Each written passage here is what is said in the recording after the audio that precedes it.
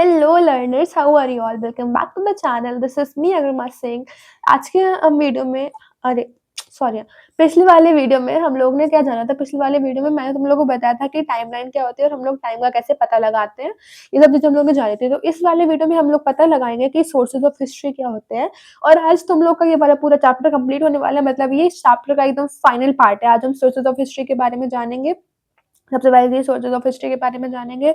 फिर उसके उसके बाद हम लोग जानेंगे बिगनिंग ऑफ हिस्ट्री के बारे में। उसके बाद हम लोग आइस एज वगैरह के बारे में जानेंगे, फर्स्ट क्रॉप्स, ये सब चीजें। ठीक है, तो मतलब तुम समझ लो आज तुम्हारा चैप्टर कंप्लीट होने वाला है। एकदम चैप्टर का काम तमाम हो जाएगा तुम्हारे आज। ठीक है, तो let us begin without any further फालतू की बकर बकर। चलो देखते हैं। देखो यहाँ पे आ जाओ। ठीक है, देखो यहाँ पे क्या है, understanding history the detective work. मतलब हम लोग सोर्सेस के बारे में देखेंगे। जैसे तुम लोग हिस्टोरियंस को डिटेक्टिव की तरह एज्यूम कर सकते हो, उनको मान सकते हो, क्योंकि वो लिटरली इस एक डिटेक्टिव क्या करते हैं, डिटेक्टिव केस सॉल्व करते हैं, एक मिस्ट्री को सॉल्व करते हैं।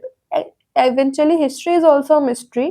तो हिस्टोरियंस हमारे डिटेक्टिव से कम नहीं है। बस फर्क ये है, डिटेक्टिव प्रेजेंट की चीजों को जानते हैं और उनके पास सब कुछ साफ साफ क्लियर क्लियर होता है उनके पास। बट हिस्टोरियंस वो पुरानी चीजें एक्सकेवेट करते हैं, उन चीजों से पास्ट के बारे में, वो पास्ट की स्टोरी का पता लगाते हैं। That's the difference between historian and detective. वरना हमारे हिस्टोरियंस डिटेक्टिव से कम थोड़ी, ये लाडले। ओके गाइस, देखो what are the sources of history. और सबसे पहले हम सोर्सेज ऑफ हिस्ट्री की डेफिनेशन देख लेते हैं। What are sources of history. अगर तुमसे क्वेश्चन पूछा जाए तो तुम ये लिख कर आओगे, a place, person, text, or an object from which we gather information about some past events or period is known as source of history. So what is a source of history?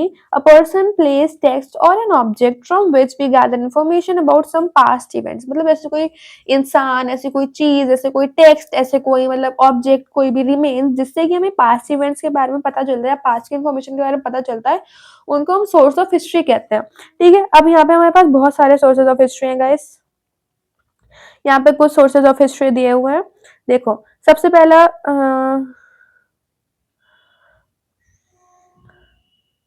सबसे पहला है oral source. मतलब हम लोग देखो, हम लोग पुरानी कहानियां सुनते हैं अपने दादा दादी के बारे में। तो हमारे दादा दादी, हमारे पेरेंट्स हमें बताते हैं कि पहले ऐसा होता था, पहले वैसा होता था। तो वो ओरल सोर्सेज हैं, वो ओरल सोर्स ऑफ हिस्ट्री है, जिससे कि हमें पता चलता है कि हाँ भाई, पहले के टाइम में ये सारी चीजें होती थी। ठीक है, उसके बाद आता है स्ट्रक्चर्स। हम लोग पुरानी बहुत सारी हिस्टोरिकल बिल्डिंग है, हिस्टोरिकल मॉन्यूमेंट है, जहाँ पे लोग विजिट करते हैं। ताजमहल हिस्टोरिकल मॉन्यूमेंट है, रेड फोर्ट हिस्टोरिकल मॉन्यूमेंट है, और स्तूपास हिस्टोरिकल मॉन्यूमेंट्स हैं, और साउथ के टेम्पल्स हैं वो भी हिस्टोरिकल मॉन्यूमेंट्स हैं। कैलाश पर्वत और वहाँ पे जो भी टेम्पल्स बने हुए रिमेन्स है जिन सब चीजों के, वो भी हिस्टोरिकल मॉन्यूमेंट्स हैं। मतलब स्ट्रक्चर्स हैं वो। हड़प्पन सिविलाइजेशन बेसिकली हमें हड़प्पन सिविलाइजेशन का पता स्ट्रक्चर्स की वजह से ही पता चला था कि हड़प्पन सिविलाइजेशन जैसे कोई सिविलाइजेशन एग्जिस्ट करती थी। तो स्ट्रक्चर्स बहुत ज्यादा इंपॉर्टेंट सोर्स ऑफ हिस्ट्री है। उसके बाद इंक्रिप्शन मतलब जैसे कि इंक्रिप्शन मतलब जैसे कि तुम लोग यहाँ पे देख सकते हो, एक बॉक्स है, बॉक्स के आगे स्टोन, पहले पेपर थोड़ी होते थे, तो स्टोन पे वो लोग लिखते रहते थे, मतलब कुछ ना कुछ लिखते रहते थे। तो इंक्रिप्शन से हमें पता चल जाता था कि भाई ये स्टोरी है। बट हाँ, ये प्रॉब्लम आती है कि इंक्रिप्शन में वो लोग अपनी लैंग्वेज में लिखते थे। ऐसा तो है नहीं कि हिंदी लैंग्वेज या इंग्लिश लैंग्वेज स्टार्टिंग से चली आ रही, नहीं।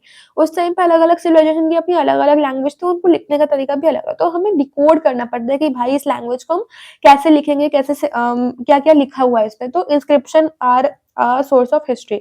उसके बाद आता है एक्सकेवेशन। जैसे कि मैंने बोला कि आर्कियोलॉजिस्ट जो है, आर्कियोलॉजिस्ट गड्ढा मतलब हमारी अर्थ के नीचे डिगिंग करते हो, वहां से जो भी रिमेन्स निकलते हैं वो सब हमारे क्या है, सोर्स ऑफ हिस्ट्री, एक्सकेवेशन। फिर आर्टिस्टिक सोर्सेज जैसे कि स्टैचूज वगैरह हो गए, ये सब आर्टिस्टिक सोर्सेज हैं। इनसे भी हमें हिस्ट्री का पता चलता है कि पहले के लोग कैसे थे, पहले के लोग कैसे कपड़े पहने। जैसे मान लो हमें कोई किसी इंसान की स्टैचू मिली है हड़प्पन सिविलाइजेशन पे, तो हमें पता चल जाएगा उस स्टैचू, देखो स्टैचू क्या है, स्टैचू इंसान को देखकर ही तो बनाते हैं। मोदी जी की स्टैचू एक इंसान मोदी जी को देखकर बनाएगा, तुम्हारे स्टैचू एक इंसान तुम्हें देखकर ही बनाएगा। तो आगे चल के कोई इंसान, आगे चल के कोई होगा जिसने तुम्हें देखा ही नहीं हो, पर वो स्टैचू देख के तुम्हारे बारे में सब बता सकता है। क्यों? क्योंकि उस स्टैचू को तुम्हारे उस हिसाब से बना होगा, तुम्हारी डिटेलिंग होगी उसमें। तो ऐसे ही हम लोग स्टैचू से पता लगा सकते हैं कि स्टैचूज, ऐसे हम लोग स्टैचू से पता लगा सकते हैं हमारी हिस्ट्री के बारे में। स्टैचूज हो गए, जैसे पेंटिंग्स हो गई, जैसे कि अभी मैंने पिछले वाले लेक्चर में बताया था कि जो हमारे अर्ली ह्यूमंस थे, अर्ली ह्यूमंस पेंटिंग्स वगैरह बनाते थे, शायद से नहीं बताया था मैंने पिछले लेक्चर में। अर्ली ह्यूमन अभी हम लोग आगे आगे पढ़ेंगे, अपकमिंग टॉपिक है ये। जो हमारे अर्ली ह्यूमन्स है, अर्ली ह्यूमन्स क्या करते थे, अर्ली ह्यूमन्स पेंटिंग्स बनाते थे, तो उन पेंटिंग से पता लगा सकते हैं कि भाई उस टाइम पे लोग ये चीजें करते थे, उनकी ये दिनचर्या होती थी। ठीक है, तो आर्टिस्टिक सोर्सेज हो गया हमारा। फिर आता है लिटरेचर पे। लिटरेचर मतलब जो भी हमें बुक्स लिखी हुई मिलती है, पोएम्स लिखी हुई मिलती है, जैसे आजादी के टाइम की हमें पोएम्स लिखी हुई मिलती है कि ये पोएम है, तो हम उसको देख के पता लगा सकते हैं कि लोगों ने बहुत स्ट्रगल करा है, लोग बहुत ज्यादा कुछ झेला है हमें आजादी दिलाने के लिए। ऐसी बहुत सारी लिटरेचर है। लिटरेचर मतलब सिर्फ पोएम्स वगैरह नहीं, लिटरेचर मतलब स्टोरीज वगैरह, ये सब चीजें। और उसके बाद foreign accounts, most important foreign accounts. Foreign accounts क्या होते हैं, मतलब बहुत सारे ट्रैवलर्स होते थे, जैसे तुम लोग देखते हो ना बुद्धिस्ट मंक्स होते हैं। बुद्धिस्ट मंक क्या करते हैं, बुद्धिस्ट मंक एक जगह से दूसरी जगह ट्रैवल करते रहते हैं। बहुत सारे ट्रैवलर्स होते थे पहले, आज भी बहुत सारे ट्रैवलर्स हैं, वो अलग अलग कल्चर को ट्रैवल करते हैं। मेरा भी मन है कि भाई मैं ट्रैवलर बनूं, कि हर जगह मुझे सब जगह ट्रैवल करना है, मुझे पूरा वर्ल्ड देखना है। ठीक है, बट या आगे चल के देखते हैं। अभी तो मुझे खैर तुम लोग को पढ़ाना है, दैट्स माय फर्स्ट प्रायोरिटी। तो हाँ, बहुत सारे फॉरेन अकाउंट मतलब बहुत सारे ट्रैवलर्स थे, तब लोग पैदल चलते थे, एनिमल्स के उस पे चलते थे, वो सब अभी हमें नहीं देखने। पर जब लोग जहां जहां जाते थे, जैसे आज लोग जाते हैं तो वो ब्लॉग्स बना के अपलोड कर देते हैं, या फिर वो वीडियो बना के अपने पास सेव करके रख लेते हैं। तो उस टाइम पे ये सब चीजें तो थी नहीं। भाई 1 मिनट रुकना। सो या आई वाज सेइंग कि उस टाइम पे ये सारी चीजें तो थी नहीं, तो उस टाइम पे लोग लिख लेते थे, तो ट्रैवल अकाउंट्स होते थे। तो जो चीजें वो लिखते थे उन्हें हम ट्रैवल अकाउंट्स कहते हैं। ये पढ़ो यहाँ पे क्या लिखा है, एवरी ऑब्जेक्ट और structure tales a story and is like jigsaw puzzle. मतलब ये जो हमने यहाँ पे ये जो सारे सोर्सेस पढ़े हमने यहाँ पे, ये सारे सोर्सेस ये सारे स्ट्रक्चर्स हमें एक स्टोरी बताते हैं। ये सारे सोर्सेस सारे स्ट्रक्चर हमें एक स्टोरी बताते हैं, और they act like a jigsaw puzzle. मतलब जिक्सॉ, जैसे तुम लोग यहाँ पे देख सकते हो जिक्सॉ पजल, इसका हर एक पीस बहुत ज्यादा इंपॉर्टेंट होता है। सिमिलरली हमें हिस्ट्री के बारे में कंप्लीटली पता लगाने के लिए हर एक पीस जरूरी होता है। हमें हर एक डिटेल चाहिए होती है। कभी कभी ऐसा होता है कि कुछ पीसेस होते हैं, कुछ पीसेस मिसिंग होते हैं उसमें से, मतलब कुछ चीजें होती है जिनके बारे में हमें पता ही नहीं चल पाता है कि भाई ये चीजें, कि हमें ये चीजें भी होती है। मतलब कुछ पीसेस मिलते ही नहीं है, वो मिस्ट्री ही रह जाता है। बहुत सारी ऐसे स्टोरी होंगी, मैंने तुम लोग से पहले दिन बोला था कि भाई फैक्ट्स के वीडियोस देखना हिस्ट्री के बारे में। तुम लोग देख रहे हो तो बहुत अच्छी बात है, नहीं देख रहे हो तुम लोग आज जाके देखना कि बहुत सारी ऐसी चीजें हैं जिनके जो अभी तक मिस्ट्री रह गई है, मतलब उनके जिक्सॉ पजल्स अभी भी मिसिंग है। क्या पता लोग अभी भी उस पर रिसर्च कर रहे हैं, स्टूडेंट्स अभी भी रिसर्च कर रहे हैं, या फिर क्या पता उन्होंने रिसर्च करना छोड़ दिया हो अब। क्योंकि बहुत सारे केसेस होते हैं जो ऐसे बंद कर दिए जाते हैं जब लंबे टाइम तक नहीं मिलते हैं। ठीक है, फिर उसके बाद हम आते हैं sometimes each piece is present. Sometime मतलब कभी कभी ऐसा हो जाता है कि हमें हर एक पीस मिल जाता है जिक्सॉ पजल का, और हमारी पजल कंप्लीट हो जाती है। मतलब हमें कंप्लीट स्टोरी पता चल जाती है कि भाई इस जगह की इस तरह सिविलाइजेशन की ये स्टोरी है, तो हम लोग कंप्लीटली पता लगा सकते हैं। जैसे हम लोग का एग्जांपल देते हैं, हड़प्पन सिविलाइजेशन के बारे में हमें सब कुछ पता है, A to Z सब कुछ पता है, बट हमें ये नहीं पता है कि उस सिविलाइजेशन का एंड कैसे हो गया। इतनी अमेजिंग सी सिविलाइजेशन अचानक से कैसे एंड हो गई, हमें ये नहीं पता है। तो इसका मतलब उसका एक पीस मिसिंग है, बट स्टार्टिंग के सारे पीस प्रेजेंट है। तो ऐसे हमारे जैसे हमें फ्रीडम जब हम मिली, तो फ्रीडम के टाइम के हमें पूरी हिस्ट्री पता है। इसका मतलब वहां पे सारे जिक्सॉ पजल के पीसेस प्रेजेंट थे। और इसका थर्ड भी होता है, मतलब तीसरा पार्ट भी होता है कि कभी कभी sometimes one piece of jigsaw puzzle don't fit the other. मतलब एक पीस जिक्सॉ पजल का दूसरे में फिट नहीं होता है। मतलब एक सोर्स दूसरे सोर्स को कॉन्ट्राडिक्ट करता है। कॉन्ट्राडिक्ट का मतलब एक सोर्स दूसरे सोर्स को गलत ठहरा रहा है। जैसे कि पहला सोर्स कहता था कि वो लोग चावल की खेती करते थे, दूसरा सोर्स कह रहा था कि चावल की खेती नहीं करते थे क्योंकि वहां पे पानी की कमी थी। तो अब हम किस सोर्स को बिलीव करें, क्योंकि हम तो उस टाइम पे थे नहीं वहां पे, तो हम किस सोर्स पे बिलीव करेंगे। दैट्स देखो जिक्सॉ पजल, हर एक सोर्स जिक्सॉ पजल की तरह होता है। जिक्सॉ पजल 3 तरह से फिट हो सकते हैं। पहली बात, वो पूरी तरह से कंप्लीटली फिट हो जाए। दूसरी बात, कोई एक पीस उसमें से, एक दो पीस उसमें से मिसिंग हो जाए। तीसरी बात, एक पीस दूसरे पीस में फिट ही ना हो, मतलब एक सोर्स दूसरे सोर्स को कॉन्ट्राडिक्ट कर रहा हो। यस। हाँ, अब हम आते हैं ऐसे लोगों के बारे में जिन लोगों ने हमारी हिस्ट्री के बारे में पता है, जिन्होंने ऐसी चीजें जो हमें हमारी हिस्ट्री के बारे में बताती है। सबसे पहला हिस्टोरियंस। सबको हिस्टोरियंस के बारे में पता है कि हिस्टोरियंस कौन से हिस्टोरियंस हमें हमारे पास्ट के बारे में बताते हैं, ये हमें पता है। आर्कियोलॉजिस्ट हमने पढ़ा, आर्कियोलॉजिस्ट हमने देख लिया था। Excavating physical remains. एपिग्राफिस्ट ये एशियन इंस्क्रिप्शन पढ़ते हैं। मैंने बोला था इंस्क्रिप्शन अलग लैंग्वेज में लिखे जाते हैं, तो उनको डिकोड करना होता है। तो जो एपिग्राफिस्ट होते हैं, ग्राफिस्ट एशियन इंस्क्रिप्शंस पढ़ते हैं। फिर उसके बाद आता है एंथ्रोपोलॉजिस्ट। एंथ्रोपोलॉजिस्ट ह्यूमन सोसाइटी को स्टडी करते हैं, study human society and culture, ये मैंने पहले बताया था फर्स्ट लेक्चर में। फिर experts in language and literature, ये ओल्ड स्क्रिप्ट्स और टेक्स्ट को समझते हैं, जैसे कि हमारे संस्कृत के बहुत सारे टेक्स्ट लिखे हुए हैं, बहुत सारे मैन्युस्क्रिप्ट्स लिखे हैं, तो ये वो लोग होते हैं उनको समझते हैं और उन लोग को बताते हैं, लिटरेचर को समझते हैं बेसिकली ये। ठीक है, फिर न्यूज़पेपर, रीसेंट हिस्ट्री के लिए जैसे कि मैंने अभी बताया कि जो हमारा फ्रीडम वाला टाइम था उस टाइम में बहुत न्यूज़पेपर आ गया था, प्रिंटिंग प्रेस आ चुके थे उस टाइम पे, तो हम न्यूज़पेपर से पता लगा सकते हैं उस टाइम की क्या हिस्ट्री रही है। फिर उसके बाद electronic media, electronic media as simple as that कि रिसेंट ईयर्स में हम इलेक्ट्रॉनिक मीडिया का पता लगा सकते हैं, रेडियो हो गया, टेलीविजन हो गया, टेलीफोन्स हो गया, ऐसे इलेक्ट्रॉनिक मीडिया का यूज कर सकते हैं। द थिंग इज कि ये सारी चीजें जो हमने पढ़ी है, ये all collectively they all collectively contribute in finding and studying about various sources. मतलब ये जो ऊपर हमने सब बताया, ये जो अलग अलग इंसान, हिस्टोरियंस, आर्कियोलॉजिस्ट, एपिग्राफिस्ट, ये सारे लोग हिस्ट्री को कंप्लीटली, मतलब हमें हमें हिस्ट्री बताने के लिए ये लोग बहुत रिसर्च करते हैं, बहुत मेहनत करते हैं। तो ये सारे वो लोग होते हैं जो हमें हिस्टोरिकल सोर्सेज को समझने में मदद करते हैं। ठीक है, चलो अब हम लोग आगे बढ़ते हैं। हमारा हिस्टोरिकल सोर्सेज वाला पार्ट कंप्लीट हो चुका है, हिस्टोरिकल सोर्सेज वाला पार्ट कंप्लीट हो गया। अब हम लोग आ चुके हैं कौन से वाले पार्ट पे, the beginning of human society. अब हमारी ह्यूमन सोसाइटी स्टार्ट कैसे हुई थी, हम ये जानेंगे इसमें। हाँ देखो, सबसे पहले हमारी सोसाइटी, सबसे पहले हम लोग कौन थे, early humans to modern humans. Early humans हमारे एंसेस्टर्स थे, पूर्वज हमारे पूर्वज अर्ली ह्यूमंस उनको कहते हैं। और हम लोग कौन है, हम लोग हैं मॉडर्न ह्यूमंस, जेनजी, हम लोग हैं जेनजी मॉडर्न ह्यूमंस, और वो हमारे हैं पूर्वज यानी कि अर्ली ह्यूमंस। ठीक है, देखो यहाँ पे about early humans. Early humans कौन थे, अर्ली ह्यूमंस हमारे हंटर गैदरर्स थे। अर्ली ह्यूमंस हमारे हंटर गैदरर्स थे। हंटर मतलब वो हंटिंग करते थे, जैसा कि हंटिंग पता है जानवरों को मार के खाना, और गैदरर्स मतलब वो खाने लायक फ्रूट्स, सब्जियां वगैरह कलेक्ट कर लेते थे जंगल से जो नेचुरली उगती थी, वो खुद खुद नहीं उगाते थे, हंटिंग करते थे और खाना गैदर करते थे। और जो हमारे अर्ली ह्यूमंस हैं, हमारे अर्ली ह्यूमंस को नोमैड्स कहा जाता था। नोमैड वो लोग होते हैं जो एक जगह से दूसरी जगह जाते हैं in search of shelter and food, मतलब हमेशा चलते रहते हैं, ऑलवेज मूविंग, कभी रुकते नहीं है वो लोग। जैसे बादल होता है, बादल बादल हमेशा चलता ही रहता है, चलता रहता है, कभी रुकता नहीं, वैसे ही नोमैड्स लोग थे, वो लोग चलते रहते हैं एक जगह से दूसरी जगह खाने की तलाश में। मान लो एक जगह के सारे जानवर उन्होंने हंट कर लिया, तो वो दूसरी जगह जाएंगे नए जानवर ढूंढने के लिए। एक जगह की सारी सब्जियां उन्होंने एक सीजन में कंप्लीट कर ली, पर वो सब्जियां तो दूसरे सीजन में उगेगी, तो मतलब अब वो एक जगह से दूसरी जगह जाएंगे और सब्जियों को ढूंढने के और खाना ढूंढने के लिए, शेल्टर एंड फूड। मान लो वो एक जगह केस वगैरह में रहते थे, तो उनकी केव टूट गई, उनका शेल्टर टूट गया, तो अब वो दूसरी जगह जाएंगे शेल्टर ढूंढने के लिए। ठीक है, they lived in temporary camps, rock shelter और केव, मतलब वो केव में रहते थे, उनका कोई परमानेंट घर नहीं होता था, टेम्परेरी शेल्टर्स बना लेते थे, बना क्या लेते थे, उन्हें उस टाइम में इतने ज्यादा वो नहीं थे, तो मतलब नेचुरल जो शेल्टर्स थे, जैसे कि पेड़ के नीचे, पेड़ में थोड़ी बहुत जगह है तो वो पेड़ में रह लेते थे, गुफाओं में रहते थे, ऐसे वो रहते थे अलग अलग जगहों पे।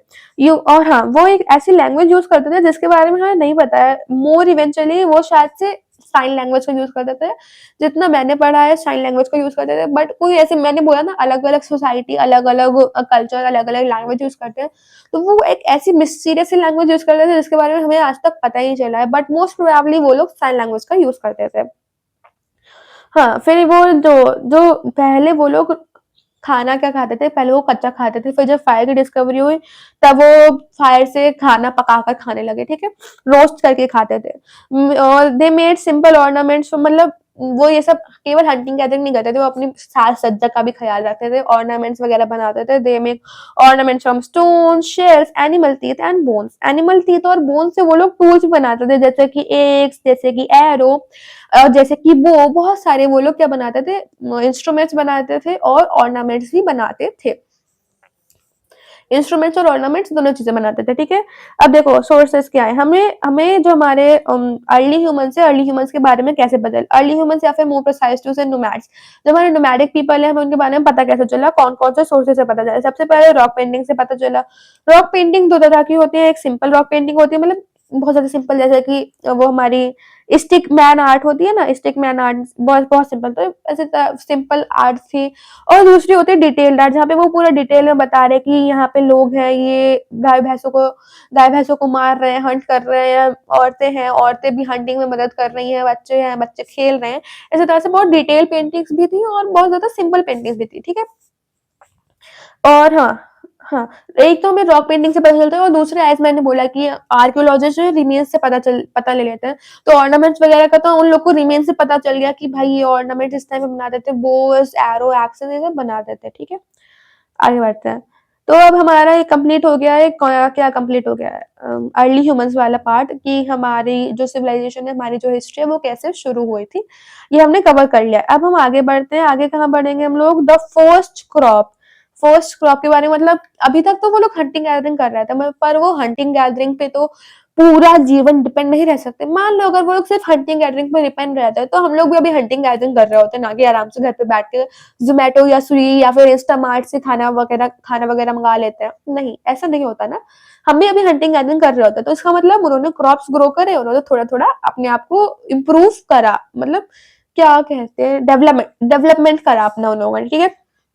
देखो, हिस्ट्री, द फर्स्ट क्रॉप्स देखो, अब हम यहाँ पे थोड़ी सी फर्स्ट क्रॉप से पहले थोड़ा सा पास्ट में जाते हैं। तुम लोग कहोगे कि भाई हम लोग तो पहले से ही पास्ट में, और कितना पास्ट में जाएगा, अरे मतलब थोड़ा सा बैक स्टोरी जान लेते हैं। पहले जो हमारा अर्थ थी, पहले हमारी अर्थ कंप्लीटली आइस से कवर थी, जैसा कि मैंने तुम लोग से बोला थोड़े फैक्ट्स वीडियोस देखा करो, तो तुम लोग ये भी देख लेना कि पहले हमारी अर्थ कैसी थी। पहले हमारी अर्थ एकदम, तुम लोग देखोगे तो मैं पता चलेगा, पहले हमारी अर्थ एकदम आग से हुई थी, आग भरी, आग का गोला था बेसिकली वो।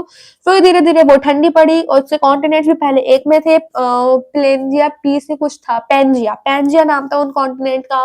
फिर वो धीरे धीरे अलग हुए, तभी तुम लोग देखोगे कि एक कॉन्टिनेंट दूसरे कॉन्टिनेंट में एकदम जिक्सो पजल की तरह फिट इन हो जाता है, ठीक है। तो मैंने तुम लोग से बोला है थोड़े फैक्ट्स वीडियोस देखा करो, तो देख लिया करो भाई, थोड़े फैक्ट्स वीडियो, तुम्हारा ही भला होगा उसमें, मेरा कोई भला नहीं होने वाला है। मैंने तो देख लिया, मुझे इतने फैक्ट्स वीडियो देखने थे, मैंने अपने 6th 7th 8th और 5th एकदम थर्ड फोर्थ क्लास में मैंने देख लिया वो वीडियोस, ठीक है। तो तुम लोग देख लो, अगर तुम लोग नहीं देखते हो तो, अगर तुम लोग एक फालतू के चीजें देखते रहते हो, मीम्स वगैरह, थोड़ी सब चीजें भी देख लिया करो। अब हम आते हैं फर्स्ट क्रॉप्स के बारे में। तो फर्स्ट क्रॉप सबसे पहले, हाँ मैंने क्या बोला, आइस एज चल रही थी पहले। तो पहले के टाइम पे हमारी जो अर्थ थी, हमारी अर्थ कंप्लीटली बर्फ से कवर्ड थी, मतलब बर्फ जमी हुई थी वहां पे। तो बहुत ज्यादा कम एनिमल्स भी हाइबरनेशन पे जा रहे थे, तो इतना आसानी से खाना नहीं मिलता था उन लोग, क्रॉप्स बहुत ज्यादा कम ग्रो होते थे, क्योंकि ठंडियों का टाइम है, ठंडी में कौन से क्रॉप ज्यादा ग्रो होते हैं। तो वो उन लोगों को इतने आसानी से खाना नहीं मिलता। पर धीरे धीरे इवेंचुअली स्लोली जो हमारा क्लाइमेट है, क्लाइमेट चेंज हुआ, तो सारी बर्फ पिघल गई और लिविंग कंडीशन इंप्रूव हो गई, ठीक है। हाँ, यहाँ पे एक चीज है, आइसेज कब तक चली थी, आइसेज 1 लाख से 12,000 बीसीई तक आइसेज चली थी। 1 लाख बीसीई टू 12,000 बीसीई तक हमारी आइसेज चली थी। बहुत लंबा टाइम पीरियड था, हमारे जो एंसेस्टर्स है उन्होंने बहुत सफर करा था इस टाइम में सर्वाइव करने के लिए, but thank you dear ancestors की आपने सर्वाइव करा उस टाइम को। अगर आप उस टाइम सर्वाइव नहीं करते तो शायद आज हम ये जनरेशन है हमारी, ये जनरेशन नहीं होती। And I want to thank you all for surviving. I don't know कि कौन इंसान किस चीज से, किस तरह की चीजों से पास ऑन कर रहा है, बट आई नो कि student life is not that easy, क्योंकि I am also student. But या भी तुम लोग के मजे करने के टाइम में तुम लोग मजे करो, टेंशन तो आगे आने वाली है, 10th 11th 12th 9th तभी थोड़ी बहुत चिल होती है, 10th भी चिल होती है, 11th 12th। अभी हम ये कह रहे हैं, जब हम कॉलेज में जाएंगे तब हम कहेंगे पूरी स्कूल लाइफ चिल थी। तो कोई बात नहीं, तुम लोग को लगता है सब होता है, तुम लोग को लगता है कि बहुत मुश्किल है, जब तुम उस चीज से आगे बढ़कर रहोगे ना, तब तुम्हें लगेगा कि ये तो बस फेज ऑफ लाइफ था, इतना भी कोई मुश्किल नहीं था। क्योंकि मैंने वो अभी रियलाइज कर रहा है, अभी जब हम वीडियो बनाने आए थे उस टाइम पे, हम उससे पहले हम ऐसे बैठे हुए थे, तब मुझे रियलाइज हुआ कि भाई जिन चीजों से मैंने पास थ्रू करा है, that all are just over. मुझे लग रहा था कि ये सब चीजें कभी खत्म ही नहीं होने वाली है, ये पढ़ाई, ये एग्जाम्स, ये गंदे मार्क्स, मेरे अच्छे मार्क्स कभी आएंगे ही नहीं। मुझे लग रहा था ये सब चीजें होंगी, बट या now when I look back it's like कि भाई ये तो it's just a phase of life. तो फेज ऑफ लाइफ है, वो चला ही जाएगा, it's work, it's just time, वो कभी पास थ्रू हो जाएगा। द थिंग इज, तुम्हें खुश रहना है, कभी भी कुछ आलतू फालतू चीजें नहीं सोचना है अपने दिमाग में, और अपने दोस्तों के साथ मजे करो guys. enjoy your life and be happy, not for others but for yourself, क्योंकि your future self will be proud of you to survive this moment. अब थोड़ा ज़्यादा ही ज्ञान दे दिया मैंने, ज्ञानी बाबा बन चुकी है। अगली बार अब हम नया चैनल खोलने वाले हैं, एक अग्रिमा महेश्वरी मोटिवेशंस मज़ाक कर रहे हैं guys. It's sarcasm, don't take it seriously. तुम लोग सीरियसली ले लो तो। ये चलो हम आते हैं, बहुत हो गई बातचीत, अब हम आते हैं पढ़ाई पे। देखो, ये क्या है, लेटर लिविंग कंडीशन इम्प्रूव। मैंने जैसे कि बोला कि आईसीएस के बाद में आईसीएस जब खत्म हुई तब लिविंग कंडीशंस इंप्रूव हो गई। लिविंग कंडीशंस इंप्रूव हो गई तो लोग सेटल डाउन होने लगे। जब लोग सेटल डाउन होने लगे तो उन्होंने कल्टीवेशन या फिर फार्मिंग करना स्टार्ट कर दिया और एनिमल्स को पालना स्टार्ट कर दिया। कल्टीवेशन मतलब वो अपना खुद का खाना उगाने लगे। डोमेस्टिकेटिंग एनिमल्स का तो तुम लोग को पता है कि आप जानवरों को पालने लगे, ठीक है। Keep their own animals and grow own food.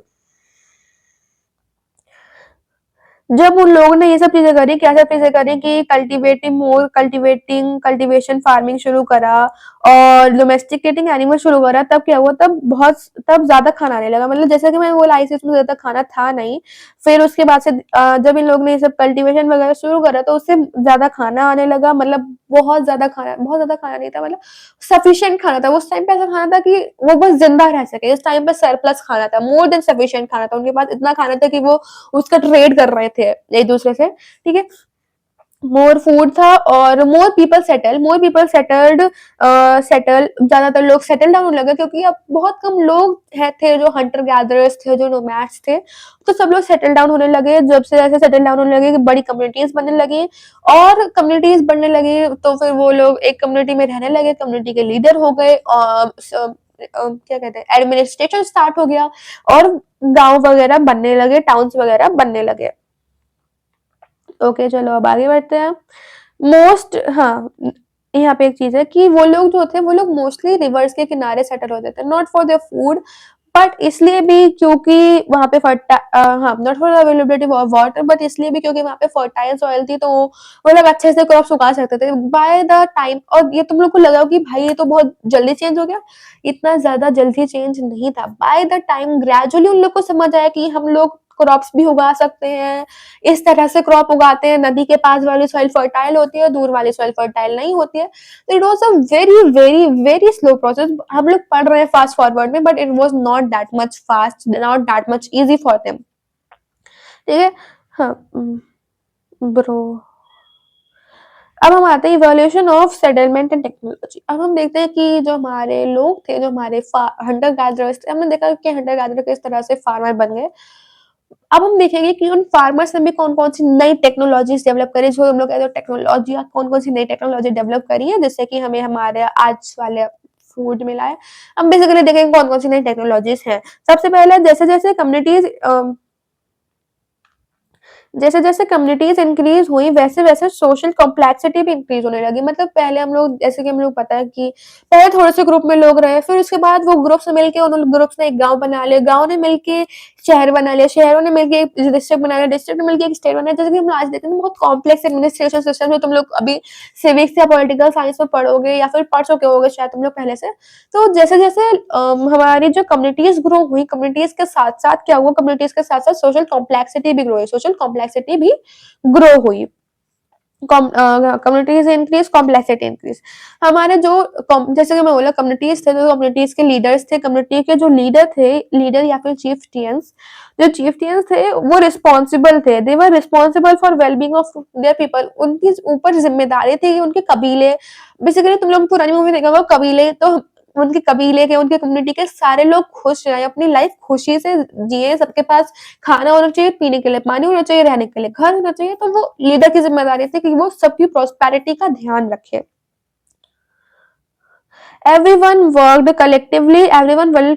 उस टाइम पे क्या था, जैसे आज हम लोग सिंगल सिंगल काम करते हैं कि भाई हमें अपने आप से मतलब है, और अगर हम सेल्फिश ना भी होना चाहे ना, बचपन से कोई भी सेल्फिश नहीं होता, वो धीरे धीरे सेल्फिश हो जाता है। अगर हम सेल्फिश ना भी होना चाहे तो वर्ड इतना क्रूअल है, हम लोग को सेल्फिश बना देता है।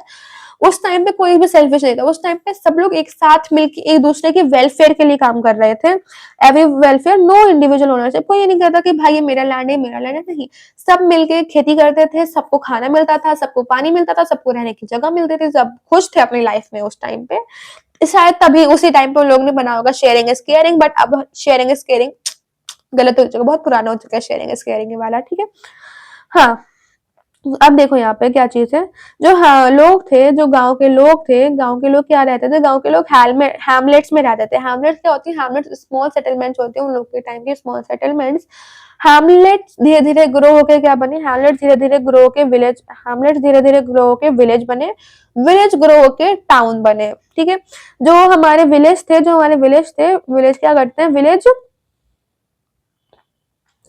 विलेज में एक विलेज के लोग दूसरे विलेज के लोगों से गुड्स गुड्स का एक्सचेंज करते थे। क्या करते थे? गुड्स का एक्सचेंज करते थे। जैसे कि मान लो हमारे गाँव में चावल की खेती नहीं होती, पर हमारे गाँव में कॉटन बहुत अच्छा उगता है, तो हमारे गाँव में कपड़े वगैरह बनते हैं। उनके गाँव में कॉटन नहीं उगता, उनके गाँव में इतने अच्छे कपड़े नहीं है, पर उनके गाँव में चावल की खेती होती है। तो हम क्या करेंगे? हम उनसे बोलेंगे कि भाई आप ये कपड़े ले लो और हमें चावल दे दो। तो इस तरह से वो लोग एक्सचेंज ऑफ गुड्स करते थे एक विलेज से दूसरे विलेज के बीच में। देखो यहाँ पे सबसे पहले हैमलेट्स है, हैमलेट्स मतलब थोड़े बहुत लोग रहते थे, वहाँ पे कम्युनिटीज हैं, कम्युनिटीज ग्रो होके विलेज बनी, विलेज ग्रो होके टाउन्स बने, ठीक है। अब हम देखेंगे न्यू टेक्नोलॉजीज, कौन कौन सी नई टेक्नोलॉजी आई है हमारे इस टाइम पे। सबसे पहली टेक्नोलॉजी है कि पॉटरी मेकिंग, मतलब लोग पॉटरी बनाना शुरू कर दिया। जैसे हम लोग आज बहुत सारे लोग सीखते हैं ना पॉटरी, इंस्टाग्राम पे देखते होंगे कि let's just learn pottery through cat, this is my day one of learning pottery, ठीक है। तो वो पॉटरी होते हैं, पॉटरी मतलब बेसिकली जो हमारे मिट्टी के बर्तन बनाते हैं उसको पॉटरी कहते हैं। उससे वो लोग पॉट्स बनाते थे, बहुत सारे बर्तन बनाते थे और औजार वगैरह भी बना लेते थे वो लोग पॉटरी से। मेटल्स का यूज करने लगे वो लोग। पहले देखो हम लोग ने कैसे कैसे ग्रेजुअली इवॉल्व करा, रॉक्स का यूज करके उन लोगों ने फायर और ऑर्नामेंट्स वगैरह बनाए। फिर धीरे धीरे कल्टीवेशन पर आए, कल्टीवेशन, हार्वेस्टिंग और एनिमल डोमेस्टिकेटिंग पर आए। फिर उसके बाद धीरे धीरे मेटल्स पर आ गया कि मेटल का कैसे यूज करते हैं और पॉटरी कैसे बनाते हैं, ये सब चीजें। तो ये सब नई टेक्नोलॉजी है। तुम्हें क्या लगे ये सब चीजें एक दिन में बन गई? नहीं भाई, इनको बनाने में बहुत टाइम लगा है, ठीक है। टूल्स, ऑर्नामेंट्स एक्सेट्रा, ये सब चीजें वो लोग बनाते थे कॉपर से। अब यहाँ पे एक लाइन याद रखना, these changes were slow and gradual, these changes were slow and gradual, they did not, these changes were slow and gradual.